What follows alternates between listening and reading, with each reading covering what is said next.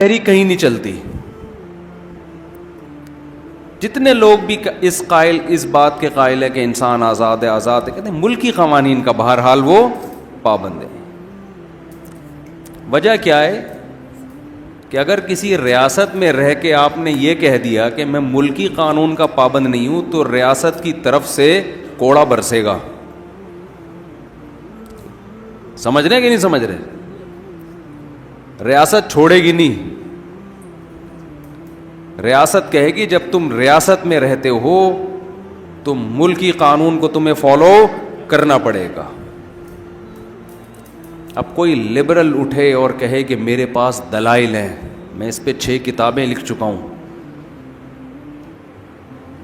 Human rights اور women rights کے نام پہ کہ آزادی ہے, تو میں نہیں مانوں گا, میں عورت کے حق کے لیے لڑوں گا کہ عورت بھی ریاست کے قانون کی پابند نہیں ہے. تو کیا کوئی ریاست کہے گی کہ لاؤ ذرا وہ 6 کتابیں, ہم بھی آپ کی وہ 6 کتابیں پڑھیں, دیکھیں شاید اس میں کوئی مضبوط دلائل ہوں؟ کوئی ہے ایسی ریاست؟ بولو نا. وہ نہیں مانے گی. بھائی تمہاری ایسی کی تیسی یار, تو 6 کتابیں, تو 6000 بھی لکھ دے, ملک میں رہنا ہے تو ملکی قانون کو فالو کرنا پڑے گا.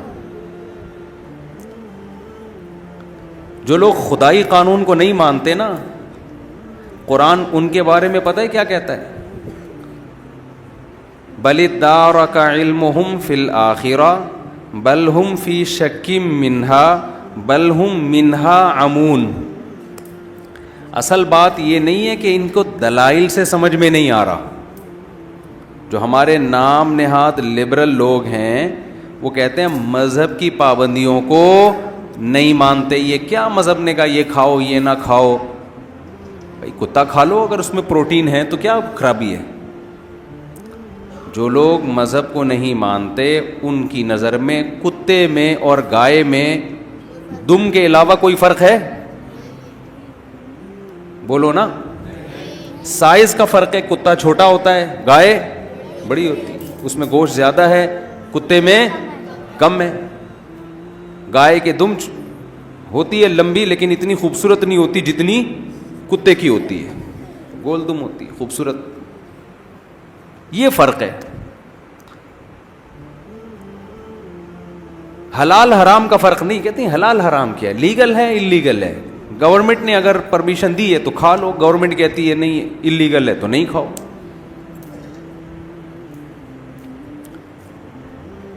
تو یہ تو مذہبی لوگوں کے مسائل ہیں نا, یہ حلال ہے یہ کیا ہے حرام ہے. لبرل لوگوں کے ہاں نکاح میں اور زنا میں کوئی فرق بولو نہیں. میوچل انڈرسٹینڈنگ سے جو جس کے ساتھ چاہے. اب تو ہی اور شی کا فرق بھی ختم کر دیا. اب تو ہی اور شی کا بھی فرق ختم کر دیا. بل پاس کروا لو جو چاہے لکھوا لو, یہ میرا شعر ہے. بل پاس کروا لو جو چاہے لکھوا لو. پہلی دفعہ میں نے کوئی شعر کہا ہے. اپنے آپ کو ہی شو کروانا ہے تو ہی شو کروا لو, شی شو کروانا ہے تو شی شو.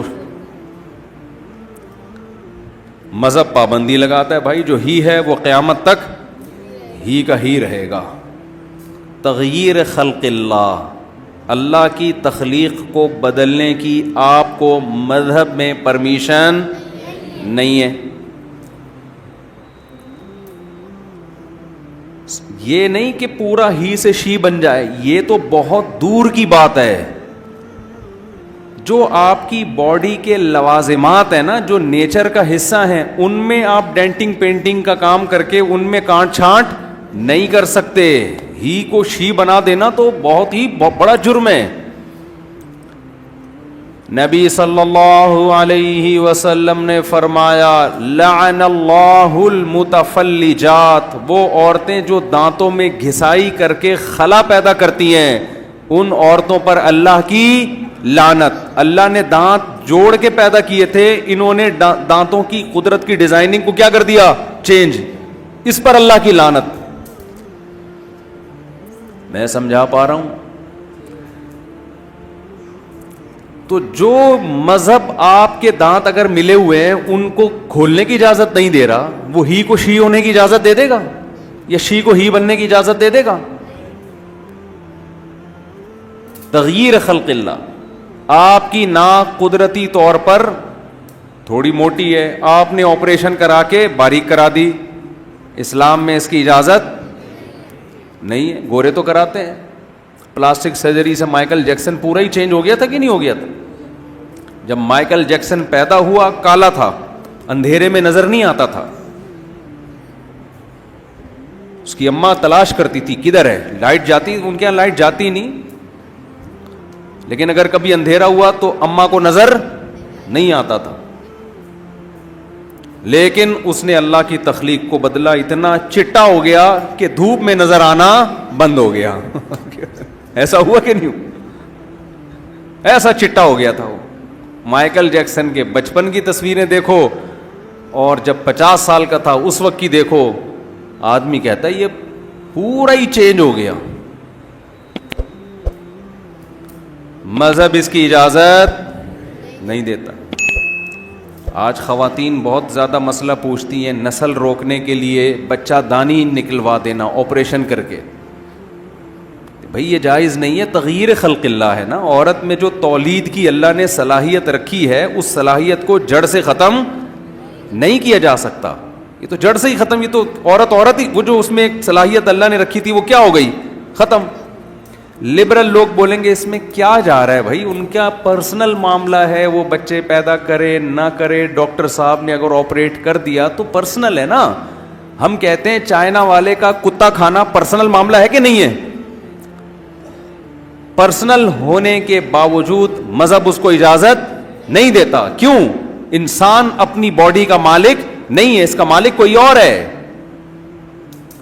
جو مذہب کسی چائنا والے کو کتا کھانے کی اجازت نہیں دیتا, وہی کسی عورت کو بچہ دانی نکلوانے کی اجازت نہیں دیتا. آپ کتنے ہی دلائل کے انبار لگا دیں. تو مذہب میں جگہ جگہ ریسٹرکشنز ہیں, پابندیاں ہیں, یہ کھاؤ یہ نہ کھاؤ, کلوا من الطیبات واعملوا صالحا. یہ مائک کی آواز مجھے خود سمجھ میں نہیں آ رہی ہے, کچھ اس کو سیٹنگ پہ لے کر آئیں. بہت شور نہیں ہو رہا؟ اچھا صحیح آ رہی ہے آواز.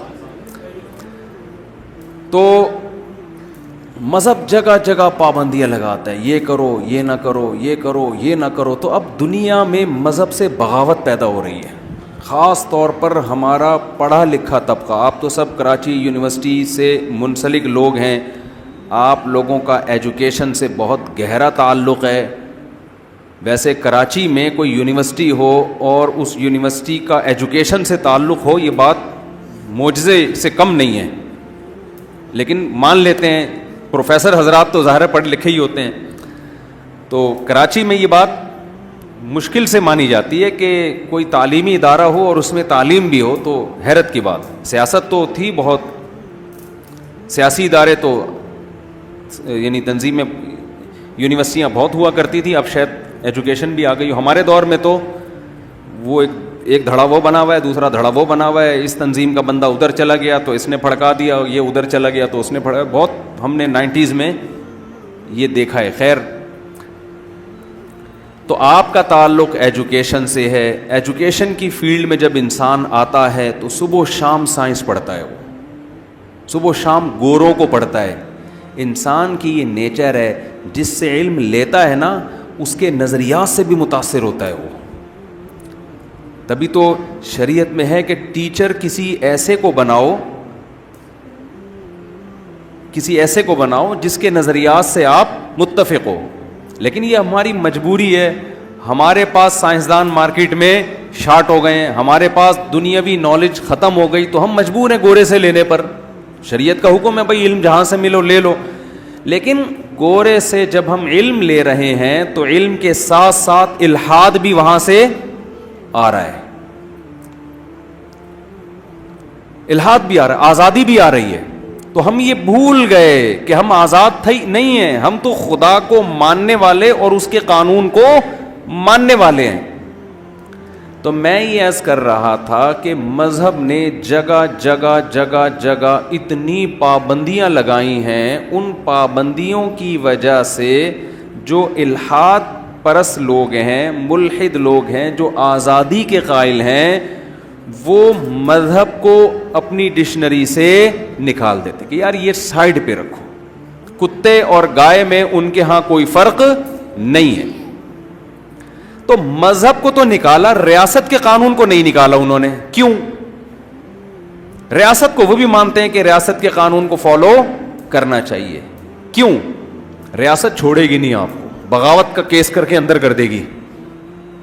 تبھی قرآن کہتا ہے کہ یہ جو مذہبی پابندیوں کو نہیں مانتے, اس کی وجہ ان کی وہ کتابیں نہیں ہیں, ان کے وہ دلائل نہیں ہیں, بلکہ اس کی وجہ یہ ہے کہ ریاست کے قانون کو توڑنے میں خطرہ ہے کہ ریاست انتقام لے گی. خدا کے قانون کو توڑنے میں یہ مطمئن ہے کہ کوئی انتقام لینے والا نہیں ہے, کیونکہ اس کا انتقام آخرت میں ہے. تبھی قرآن کہتا ہے بل ادارک علمہم فی الآخرہ, آخرت کے بارے میں ان کو علم نہیں ہے. بل ہم فی شک منہا, بلکہ یہ شک میں پڑے ہوئے ہیں کہ پتہ نہیں آخرت ڈے آف ججمنٹ ہے بھی یا نہیں ہے. بل ہم منہا عمون, آگے قرآن کہتے ہیں نا نا نا نا نا, شک میں نہیں ہے, آخرت کے بارے میں جان بوجھ کر اندھے بنے ہوئے ہیں, غور کرتے ہی نہیں ہیں. غور کریں تو آخرت پر بھی یقین ہو جائے ان کو. کیا زبردست آیت ہے یا نہیں؟ کیونکہ فوراً نہیں ہے نا, سامنے نہیں ہے. کچھ چیزیں ایسی ہوتی ہیں کہ ان پہ آپ غور کرنا شروع کریں نا ایک دفعہ, تو پھر آپ کو اگلے اسٹیپ پہ جانا پڑتا ہے, پھر اس کے بعد اس سے اگلے اسٹیپ پہ جانا پڑے گا, پھر اس کے بعد اس سے اگلے اسٹیپ پہ, اور آپ کو پتہ ہے آخر میں آ کے پھنس سکتا ہوں, تو پہلے اسٹیپ سے ہی غور کرنا چھوڑ دو. یہ قرآن کی اس آیت کا مطلب ہے. بل ہم منہا عمون, یہ آخرت کے معاملے میں اندھے بنے ہوئے ہیں. پتہ ہے ان کو کہ یقین ہے, اگر غور کریں تو یقین ہو جائے کہ آخرت ہوگی. کیسے یقین ہو جائے وہ میں بھی بتاتا ہوں. گورا بھی اگر غور کرے نا آخرت کے بارے میں, اسٹیپ بائی اسٹیپ غور کرے, اس کو بھی یقین آئے گا کہ ڈے آف ججمنٹ ہے, ایک دن ہے جس میں خدا حساب لے گا. لیکن قرآن کہتا ہے یہ غور و فکر نہیں کرتے, جان کر آنکھیں بند کر کے بیٹھے ہوئے ہیں تاکہ دنیا کی عیاشیوں اور مستیوں میں کوئی فرق نہ آئے. اس کی میں ایک مثال دیتا ہوں قرآن کی اس آیت کو سمجھانے کے لیے. میرے بیان پر اکثر لوگ اعتراض کرتے ہیں, پورے بیان میں آیت ایک پڑھتے ہو, ایران توران بہت کر رہے ہوتے ہو. میں آیت ایک پڑھتا ہوں لیکن اسی آیت کو ڈیفائن کرنے کے لیے, ایکسپلین کرنے کے لیے ایران توران کرنا پڑتا ہے مثالوں سے. آیت ایک ہی ہوتی ہے, تو وہ جو میری مثالیں یا لطیفے ہیں وہ اس آیت سے ہٹ کر نہیں ہوتے. اگر ہٹ کر ہوتے ہیں تو میں بتاتا ہوں کہ یہ صرف لطیفہ آپ کو فریش کرنے کے لیے, اس کا اس بیان سے کوئی تعلق نہیں. بعض دفعہ درمیان میں کھانا میں چٹنی, سیلڈ, رائتا وغیرہ آتا ہے نا, نیمو ویمو, یہ سب گریویاں ہوتی ہیں نا, تو یہ تو بیان میں بھی یہ چیزیں ہوتی ہیں, لوگ تھک جاتے ہیں ورنہ. تو قرآن کیا کہہ رہا ہے, یہ لوگ آخرت سے آنکھیں بند کر کے بیٹھے ہوئے, اندھے بنے ہوئے. اس کی مثال, ایک لڑکے نے دیکھا کہ بھئی میرے ساتھ کے جتنے دوست ہیں یونیورسٹی جا رہے ہیں, پڑھ رہے ہیں, زبردست تیاریاں ہو رہی ہیں.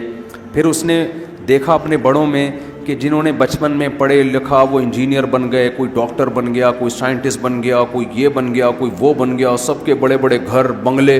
اور جو نہیں پڑھا وہ رکشا چلا رہا ہے, وہ ٹماٹر کے ٹھیلے لگا کے بیچارہ بیچ رہا ہے, کوئی کدال چلا کے, کوئی کنویں کھود کے. یعنی محنت بہت ہو رہی ہے اور ارننگ بہت اس کی تھوڑی سی ہے, رشتہ اس کو کوئی نہیں دے رہا. ایک نوجوان نے یہ انجام دیکھا ہے نا, نوجوان نے یہ انجام دیکھا کہ جو پڑھنے لکھنے والے ہیں وہ ترقی کر رہے ہیں, جو پڑھنے لکھنے والے نہیں ہیں ان کا انجام کیا ہو رہا ہے, بڑا بھیانک انجام ہو رہا ہے. اب اس کے ابا نے اس کو سمجھایا, بیٹا تو بھی پڑھ لیا کرنا, صبح اٹھ جایا کر, یونیورسٹی یا اسکول چلا جایا کر. اور ابا اس کو اس برے انجام سے ڈرا رہا ہے کہ دیکھ فلاں کا حال کیا ہوا, فلاں کا حال کیا ہوا, فلاں کا حال کیا ہوا. بچہ اگر غور کرنا شروع کرتا ہے نا کہ یار میں بھی ایسا ہو سکتا ہوں, تو اس کی کانپیں ٹانگنا شروع ہو جاتی. اب یہ ٹانگیں کانپنا اردو میں ختم ہو گیا ہے. یہ جدید جو اردو ہے اس میں کانپیں ہی ٹانگیں گی, اب ہمیشہ یاد رکھو. اب ٹانگیں کانپنا یہ نئی اردو مارکیٹ میں آئی ہے. اور یہ جو یونیورسٹی میں اگر کوئی اردو ادب کے ٹیچر بیٹھے ہوئے ہیں تو ڈکشنری سے کانپنے کا لفظ نکال کے ٹانگنا ڈال دیں اس میں, اور ٹانگے کو نکال کے کانپنا کر دیں, یا کم از کم اتنا کر دیں کہ اردو میں ایک لغت اب یہ بھی ہے, ایکسنٹ ہوتا ہے نا, اور لغات کا اختلاف ہوتا ہے کہ فلاں کہ ہاں یہ یوں پڑھا جاتا ہے, فلاں کہ ہاں یہ یوں پڑھا جاتا ہے. تو اب بچہ کیا کرتا ہے, وہ سوچتا ہے تو اس کی بھی خوف پیدا ہو جاتا ہے اس کو کہ یار یہ میرا فیوچر تو کیا ہو رہا ہے بڑا بھیانک. اب نہ اس کا بنٹے کھیلنے میں دل لگ رہا ہے, بنٹے اب تو بچوں نے کھیلنا ہی چھوڑ دیا. ہمارے ہاں تو بچپن میں شرارتی بچے ہوتے تھے, بنٹے کھیلتے تھے سارا دن بیٹھ, لٹو کھیلتے تھے, پٹتے تھے اپنے ماں باپ سے. اب اس کی جگہ ویڈیو گیم آ گیا ہے نا, پب جی کھیل رہے ہیں. وہ بنٹے پھر بھی اس ویڈیو گیم سے اچھا تھا جس پہ ہم ابا سے پٹا کرتے تھے, اس ویڈیو گیم سے 1000 گنا بہتر تھا. اس میں سروائیکل پین کا خطرہ نہیں تھا بنٹوں میں, تھوڑا سا ہل جل لیتے تھے. وہ ایک بنٹا وہاں جا رہا ہے تو اٹھا کے لاتے تھے. ویڈیو گیم میں تو مسلسل وہیں بیٹھے بیٹھے کمریں خراب ہو گئی ہیں لوگوں کی, بچوں کی. اس کی ریس سے جو کھوپڑی کو نقصان ہو رہا ہے وہ ایک الگ چیز ہے. تو آپ نے کیا کیا, اب بچے کو بار بار خیال آ رہا ہے کہ یار بنٹے کھیلنے جا رہا ہوں تو یار میرا فیوچر خراب ہونے والا ہے, میں سوتا رہ گیا سارا دن, یونیورسٹی نہیں جا رہا تو میرا فیوچر خراب. تو اس کا ایک حل تو یہ کہ فیوچر کے بارے میں سوچ سوچ کے اپنے آپ کو موٹیویٹ کرے کہ یار یہ چھوڑ دو بنٹے, یہ چھوڑ دو پب جی, یہ چرس, ہیروئن, اور یہ سارا دن راتوں کو گٹر کے ڈھکن پہ بیٹھ کے دوستوں کے ساتھ گپیں مارنا, یہ زندگی چھوڑ دو, اس کا انجام بھیانک ہے. ہم بچپن میں سنا کرتے تھے اپنے والد صاحب سے اور بڑے بزرگوں سے کہ جو دوستوں میں ٹائم ضائع کرتا ہے نا, پیسہ اڑا دے سارا دوستوں میں, تو پیسہ تو جاتا ہے, اس کے بعد دوست بھی چلے جاتے ہیں. جب پیسہ ختم ہوتا ہے نا دوستوں پہ اڑا کے, تو پیسہ بھی گیا اور بالآخر وہ دوست بھی گئے. ایسا نہیں ہوتا کہ دوست کہیں اس نے ہم پہ اتنا پیسہ اڑایا تو اب ہماری دوستی کیا ہو گئی پکی. ایسا نہیں ہوتا, بیوی کے ساتھ نہیں ہوتا ایسا, تو دوستوں کے ساتھ کہاں ہوگا. آپ نے اپنی بیگم کو شاپنگ کرا کے سارا پیسہ اڑا کے جس دن آپ زیرو پہ ہوئے, بیگم فوراً کورٹ میں جا کے کھلا لے گی, سوائے ان بیگموں کے جو میرا بیان سن رہی ہیں. لوگوں کی جو وہ بیگمات جو میرا بیان سن رہی ہیں ان کے علاوہ کی بات کر رہا ہوں میں. خواتین غصہ کرتی ہیں نا ہمارے خلاف, آپ کے خلاف تھوڑی, آپ کے علاوہ کی بات کر رہا ہوں میں. تو جب بیگم ساتھ چھوڑ دیتی ہے, جب آپ کی جیب میں پیسے ختم ہو جائیں, ختم بھی اسی کی وجہ سے ہوئے, تو دوست کیا کس کھیت کی مولی ہے, اس کا تو کوئی خونی رشتہ تھوڑی ہے. تو ہم بچپن میں سنا کرتے تھے کہ بیٹا دوستوں پہ جو پیسہ اڑا دے گا پیسہ بھی جائے گا اور دوست بھی جائیں گے, تو پڑھائی پہ توجہ دو. جب پیسہ آنا شروع ہوگا دوست خود بخود, دوستوں کو بھگاؤ گے بھی تو بھی نہیں بھاگیں گے, بھگاؤ گے تو بھی نہیں بھاگیں گے. جب کوئی رشتہ لینے جاتا ہے نا, رشتہ نہیں ملتا تو روتا ہوا میرے پاس آتا ہے, مفتی صاحب آپ کہتے ہو شادیاں کیا کرو, ہم تو ایک نہیں مل رہی. تو میں کہتا ہوں بیٹا تم پیسہ کماؤ, پیسہ کماؤ. جب پیسے کماؤ گے نا تو پھر تم آگے اور رشتے پیچھے پیچھے. صحیح ہے نا, تم آگے بھاگو گے, رشتے کیا ہوں گے پیچھے پیچھے. یہ دنیا کا نظام آج کل جو مارکیٹ میں چل رہا ہے, میں وہ رپورٹ پیش کر رہا ہوں, ترغیب نہیں دے رہا اس کی, رپورٹ پیش کر رہا ہوں کہ مارکیٹ میں چل یہ رہا ہے بہرحال. اچھا خیر, کہیں اور کو بیان نہ نکل جائے. تو اب ایک طریقہ تو یہ ہے کہ بچہ فیوچر کا بھیانک انجام سوچے, اور سوچ کے پھر اس کا وقتی نقصان یہ ہوگا کہ بنٹوں میں اس کا مزہ کرکرا ہونا شروع. گٹر کے ڈھکنوں پہ دوستوں کے ساتھ بیٹھے گا, لیکن سوچے گا بھائی تھوڑے دنوں میں یہ دوست بھی مارکیٹ سے شارٹ ہونے والے. اب اس دو کام میں سے ایک کام کرے گا, یا تو اس فیوچر کو سوچ کے گٹر کے ڈھکنوں پہ بیٹھنا چھوڑ دے گا. اب تو کراچی میں الحمدللہ عام طور پر گٹروں کے ڈھکنوں کی سہولت بھی گورنمنٹ نے ختم کر دی ہے, جہاں چھڑے چھاٹ لڑکے بیٹھ کے گپے مارے, گٹروں سے ڈھکن ہی غائب ہو رہے ہیں الحمدللہ. یہ بڑا اچھا اقدام ہے حکومت کراچی کی طرف سے, سندھ کی حکومت کی طرف سے, کہ گٹر کے ڈھکن بھی چوری کروا دیے انہوں نے, سریا نکال کے چرسی لوگ بیچ دیتے ہیں تاکہ قوم میں پڑھائی کا رجحان بڑھے. یہ اچھا ہے نا, ایک اچھا اقدام ہے بھائی, اچھے کو تو اچھا ہی کہنا چاہیے, تاکہ نوجوان لڑکوں کو بیٹھنے کی جگہ ہی نہیں ملے گی تو پڑھائی میں دلچسپی لیں گے. تو سندھ گورنمنٹ کے بہت سارے فضائل ہیں, کبھی انشاءاللہ اس پر ایک پورا بیان کروں گا میں کہ کتنے اچھے اقدامات کیے ہیں. تو ایک طریقہ تو یہ تھا کہ بھائی فیوچر کا سوچ کے انسان کا بچہ بن جائے. ایک طریقہ یہ ہے کہ فیوچر کو بالکل نظر انداز کر دے, تاکہ جو موجودہ مزے ہیں ان کو تو صحیح طرح سے کیش کرائے نا بھئی, یا تو ادھر ہو جائے یا ادھر ہو جائے. آپ کسی کے سامنے موت کا تذکرہ کریں نا, دو طرح کے لوگ ہیں, یا تو وہ غور سے سنیں گے, بولیں گے یار بات تو صحیح کر رہا ہے, مرنا تو ہے ایک دن, تو انسان کے بچے بن جاؤ. ایک طرح وہ ہوں گے جو کہیں گے یار اس کے علاوہ کوئی اور بات نہیں کر سکتے. ٹھیک ہے نا, کیوں خام خواہ میں ہماری زندگی کے مزوں کو خراب کر رہے ہو؟ جب مرنا ہوگا مر جائیں گے, ابھی تو ہم زندہ ہیں نا, ابھی کوئی اچھی باتیں کرو, کھانے پینے کی باتیں کرو. نئی فلم آنے والی ہے, بتاؤ یار, وہ دیکھنے چلتے ہیں. میچ ابھی دوبارہ پتہ نہیں کس کس کا میچ ہونے والا ہے, وہ دیکھتے ہیں چل کے, کیا ابھی کوئی بات ہے یہ؟ تو بالکل یہی چیز کافر نے کی ہے آخرت کے ساتھ. جو ملحد اور لبرل لوگ ہیں نا, انہوں نے کس کے ساتھ کیا یہ آخرت. قرآن کہتا ہے کہ یہ غور ہی نہیں کرتے آخرت کے بارے میں, جان کر اندھے بنے ہوئے ہیں, کیونکہ ان کو پتا اگر ہم نے غور کیا تو یا تو اس نتیجے پہ پہنچیں گے کہ آخرت ہے ہی نہیں, یا اس پہ پہنچیں گے کہ آخرت ہے. اگر ہم اس پہ پہنچ گئے کہ آخرت ہے تو یہ تو سارے مزے ہمارے خراب ہو جائیں گے. پھر کتے اور گائے میں ہمیں فرق کرنا پڑے گا, زنا میں اور نکاح میں ہمیں فرق کرنا پڑے گا, بے پردگی اور پردے میں ہمیں فرق کرنا پڑے گا. تو غور نہیں کرتے, کریں تو اسی نتیجے پہ پہنچیں گے. اب سوال پیدا ہوتا ہے, قرآن اتنا ببانگ دہل ایک دعویٰ کر رہا ہے کہ کوئی بھی عقل پرست آدمی جو مذہب کو نہیں مانتا, اگر وہ عقل کا صحیح استعمال کرے تو بالآخر اسی نتیجے پہ پہنچے گا کہ آخرت بھی ہے, سزا بھی ملے گی, اور مجھے مذہب کو ماننا بھی پڑے گا. ایسی کون سی مذہب میں اتنے 2 اور 2 4 کی طرح دلائل ہیں کہ نتیجہ بالآخر یہی نکلے گا؟ ایسی کون سی ایسی چیز ہے؟ میں سمجھا پا رہا ہوں اپنی بات؟ پہلی بات تو دوبارہ اس کو واضح کریں, یہ مذہب کو فالو, ریاست کے قانون کو فالو کرتے ہیں, ریاست کے قانون کے خلاف آواز نہیں اٹھائی جاتی, کیونکہ ریاست کوڑا برسائے گی, رزلٹ نظر آ رہا ہے, پڑے گا کوڑا.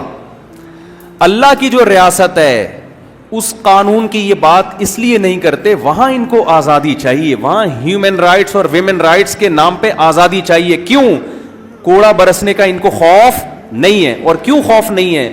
کیا ان کو یقین نہیں ہے؟ نہ نہ نہ, اس پہ غور ہی نہیں کرتے. یہ غور کریں تو وہاں بھی خوف پیدا ہو, اور وہاں بھی پھر اس آزادی کی باتیں نہ کریں جو آزادی یہ لے کے چل رہے ہیں. تو 2 نظریات ہیں دنیا میں. کچھ تو ہیں کہتے ہیں ہم کسی قانون, ریاست کے قانون کے سب پابند ہیں, سمجھ رہے ہیں نا, اس کے سب کیا ہیں؟ پابند ہیں. اصل پھڈا جو مذہب کو فالو کرنے والے اور جو فالو نہیں کرتے ان کا یہ ہے کہ مذہب کو فالو کرنا ہے کہ نہیں کرنا. تو اس کے لیے ویمن رائٹس اور ہیومن رائٹس کی آواز اٹھائی جاتی ہے. ویمن رائٹس کا مطلب یہ ہے کہ مذہب نے عورت کو پر جو پابندیاں لگائی ہیں ان پابندیوں سے عورت کو آزاد کیا جائے. ہیومن رائٹس کا اصل مطلب جو تھا وہ تھا, ہمیں اس سے بحث نہیں. آج کل جو مطلب ہے نا ہیومن رائٹس کا, وہ مطلب ہے کہ انسانوں پر مذہب نے جو پابندیاں لگائی ہیں انسانوں کو ان پابندیوں سے آزاد کیا جائے. اگر آپ لوگوں کو آزاد چھوڑ دیں گے تو انسانوں سے بڑا پھر فتنہ دنیا میں کوئی نہیں ہوگا. کوئی بھی دنیا میں آزاد نہیں ہے. آپ صبح سے لے کے شام تک کلچر کے پابند ہوتے ہو, خاندانی رسومات کے پابند ہوتے ہو, ملکی قوانین کے پابند ہوتے ہو, ڈاکٹروں کے مشوروں کے پابند ہوتے ہو. اتنی ساری پابندیاں انسان کے اوپر لگی ہوئی ہیں, اگر وہ ان پابندیوں سے نکلنے کی کوشش کرے گا دنیا میں کوئی بھی اس کو نکلنے نہیں دے گا. لوگ بائیک آؤٹ کرنا شروع کر دیں گے اس کا. ساری پابندیاں آ کے کہاں لگتی ہیں؟ جہاں اللہ نے پابندیاں لگائیں وہاں فوراً کہہ دیتے ہیں ہم کیا ہیں؟ ہم آزاد ہیں, ہم نہیں مانتے ان پابندیوں کو. تو یہ دشمنی کس سے لی جا رہی ہے بھائی؟ خدا سے دشمنی لے رہے ہیں نا. سب کے حقوق ہیں, شوہر پہ بیوی کے حقوق ہیں, بیوی پہ شوہر کے حقوق ہیں, بوائے فرینڈ گرل فرینڈ کے بھی اب تو حقوق آنا شروع ہو گئے مارکیٹ میں. یتیموں کے حقوق ہیں, ریاست کے حقوق ہیں, انسانوں کے حقوق ہیں, عورتوں کے حقوق ہیں, بچوں کے حقوق ہیں, گدھے گھوڑے کے بھی حقوق ہیں, جانوروں کے حقوق ہیں. خدا کا حق کیا ہے؟ وہ ڈکشنری سے کیا ہو گیا ہے؟ وہ ختم. کوئی دنیا میں تنظیم دیکھی کہ اللہ کے حقوق پر آواز اٹھائی جائے. کبھی دیکھی آپ نے؟